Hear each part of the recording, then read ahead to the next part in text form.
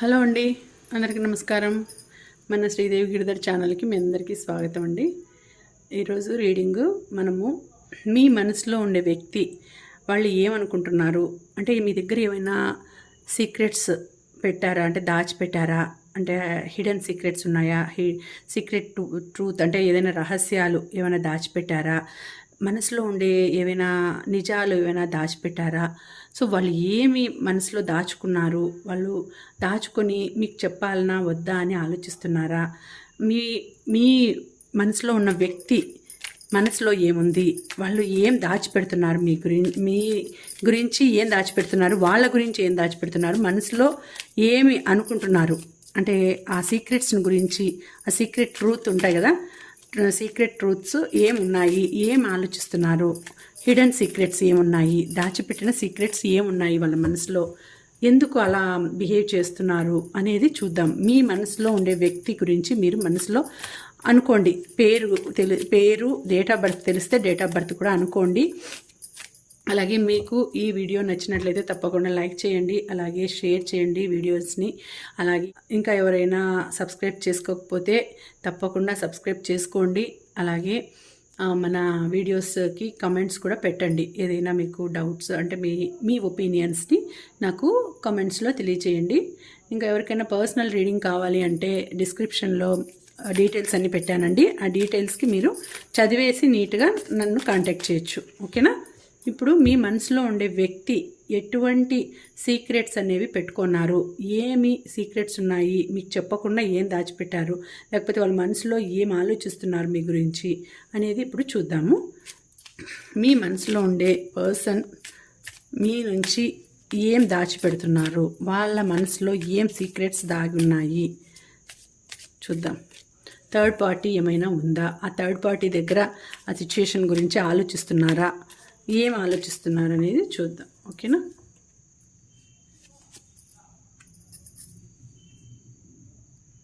Okay. Indecisive, unexpected,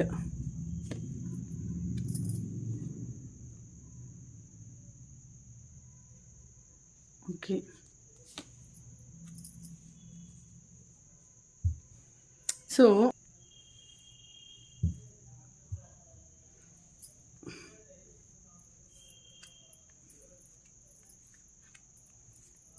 so ఇక్కడ ఏం చెప్తున్నారంటే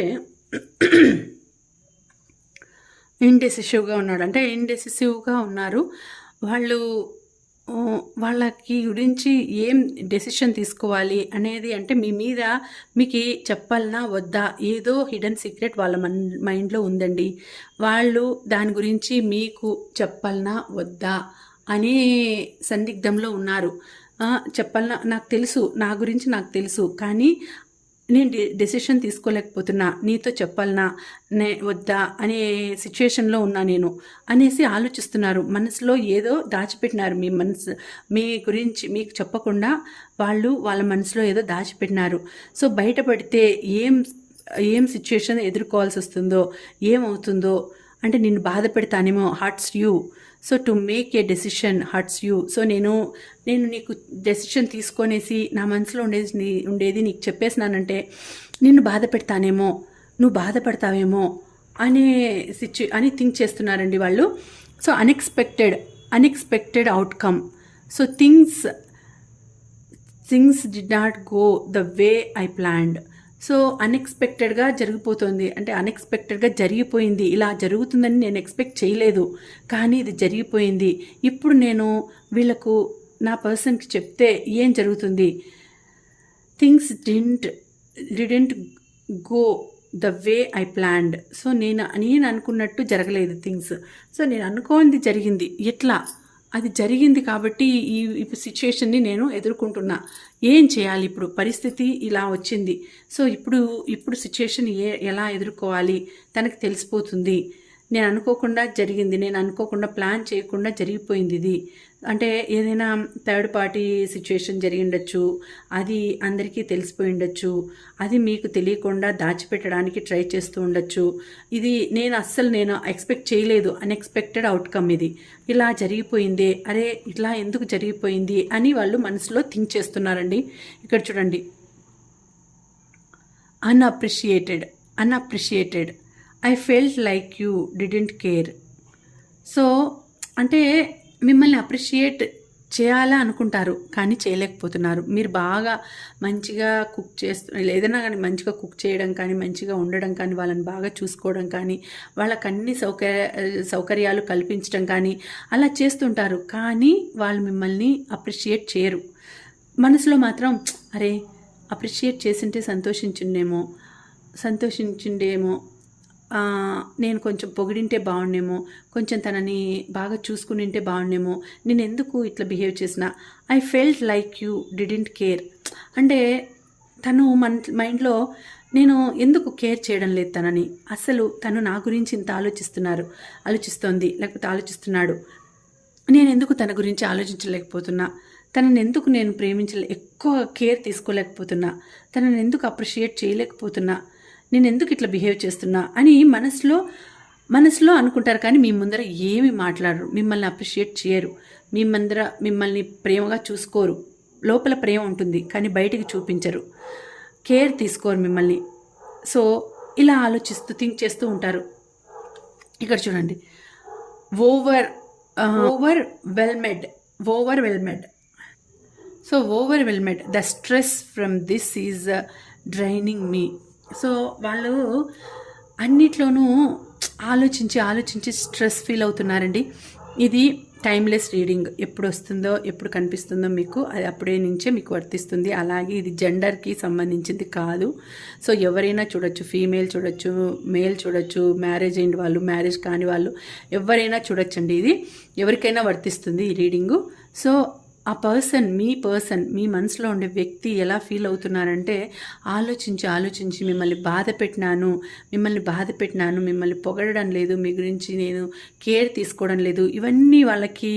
అదే కాకుండా ఇంట్లో బయట ప్రాబ్లమ్స్, సమస్యలు, జాబ్ అన్నిట్లోనూ ఈ స్ట్రెస్ వలన ఒక డ్రైన్ అయిపోతుంటుంది. వాళ్ళ మైండే ఒక డ్రైన్ అయిపోతున్నట్టు ఉంటుంది. దిస్ ఈజ్ డ్రైనింగ్ మీ. ఒక డ్రైన్ చేసేస్తుంటుంది వాళ్ళని. అసలు ఏం థింక్ చేయడానికి వాళ్ళకి ఆలోచన అనేది ఉండదు. అట్లా అయిపోతూ ఉంటారు వాళ్ళు. సో ఇలాంటి సిచ్యుయేషన్ అనేది వాళ్ళకి ఎదురు అవుతూ ఉంది. సో ఇక్కడ ఇంకొక 2 కార్డ్స్ చూద్దాము. సో వాళ్ళు ఇంకా ఏం ఆలోచిస్తారు మీ గురించి, మైండ్లో ఏం పెట్టుకున్నారు వాళ్ళు మీ గురించి.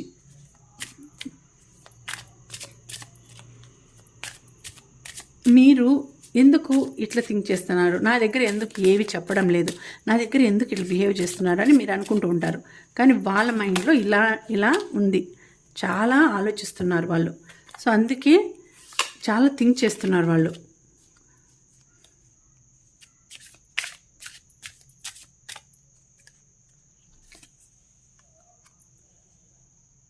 Okay,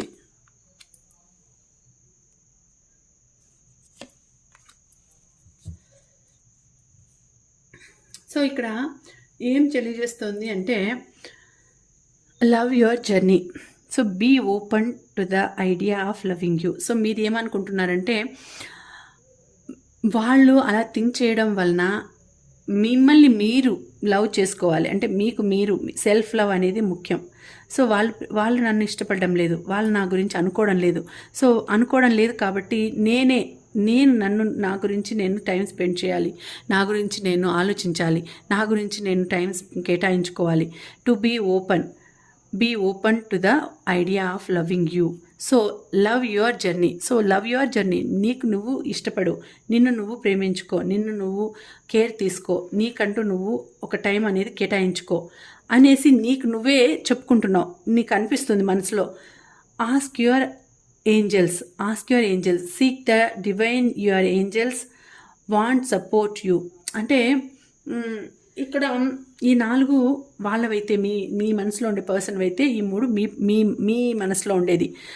seek the divine your angels అంటే మీరు ఏంజల్స్ని అడగాలి. నేను ఏంజల్స్ నాకు సపోర్ట్గా ఉండమని, నాకు సపోర్ట్ చేయమని, నా పర్సన్ నాతో బాగా ఉండేటట్లు చూడమని నేను ఏంజల్స్ని అడగాలి. ఏంజల్స్ గ్రాటిట్యూడ్ తెలుపుకోవాలి ఏంజల్స్కి అనేసి మీరు థింక్ చేస్తున్నారు. Seek the divine your angels want to support you.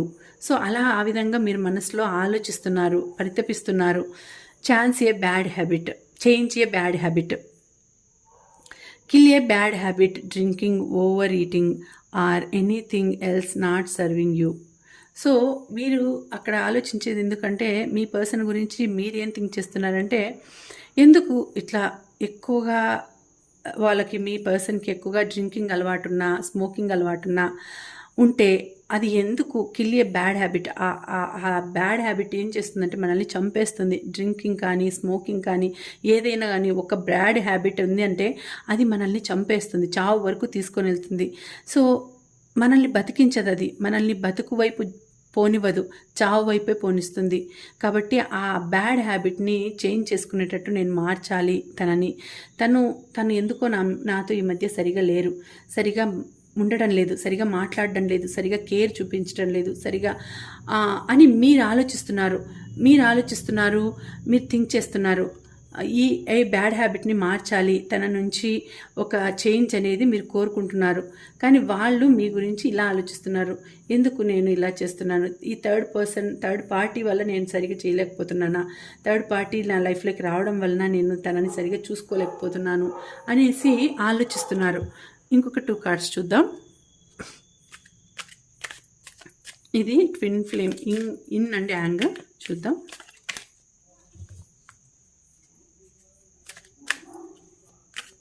So వాళ్ళు ఇంకా ఏం థింక్ చేస్తున్నారు మీ గురించి, మీ మీద ఎటువంటి ఆలోచనలు ఉన్నాయి, సీక్రెట్స్ ఏమైనా దాచిపెట్టినారా, ఎందుకు ఇలా బిహేవ్ చేస్తున్నారు అనేది చూద్దాం.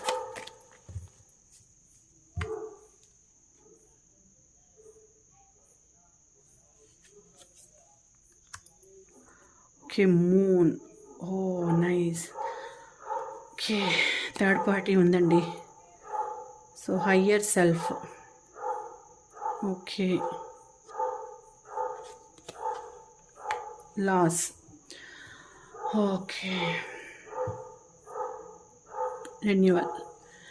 సో థర్డ్ పార్టీ ఉన్నట్టు చూపిస్తుంది. మీ పర్సన్ లైఫ్లో థర్డ్ పార్టీ ఉంది. Moon, intuition, subconscious emotions, fear, deceit. So things are not as they appear. So అన్నీ మీ దగ్గర మీ ఓపెన్గా లేరు. మీ person things are not as they appear అంటే మీ దగ్గర దాచిపెట్టినారండి, మీ దగ్గర చాలా విషయాలు దాచిపెట్టినారు మీ person. So subconscious emotions, fear, decide.